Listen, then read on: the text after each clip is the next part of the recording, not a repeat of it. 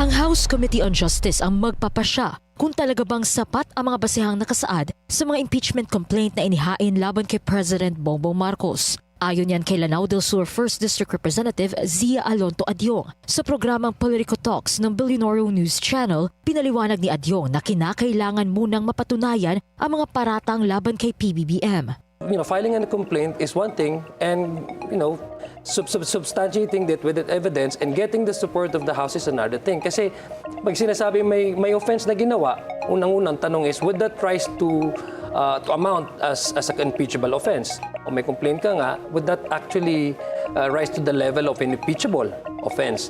So that substance there, yun ang pag-uusapan ng Committee on Justice. Pero para kay ACT Teachers Party List Representative Antonio Tino, tatayo ang impeachment complaint na inendorso ng Makabayan Bloc sa Kamara.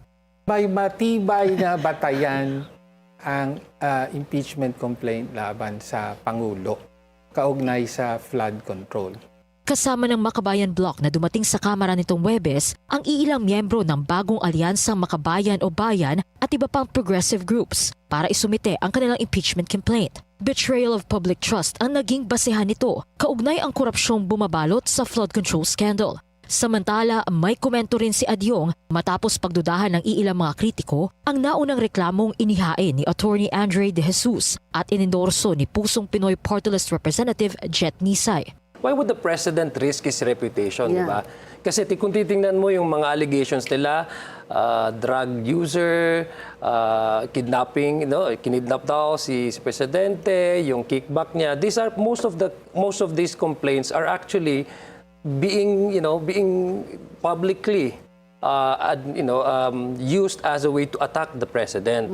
So kung ako tatanungin mo, ba't niya gagawin yun? Hindi rin daw makatwiran para kay Adyong kung isasakripisyo ni PBBM ang kanyang reputasyon bilang pinakamataas na lider ng bansa.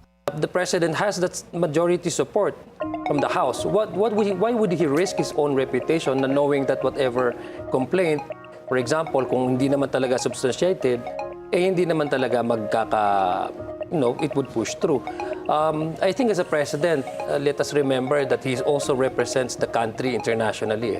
So the image not only within the country, but the image of the country because he represents the country to the international communities. Pero tila iba ang naging pagtingin ni Tino sa pinakaunang impeachment complaint laban kay PBBM.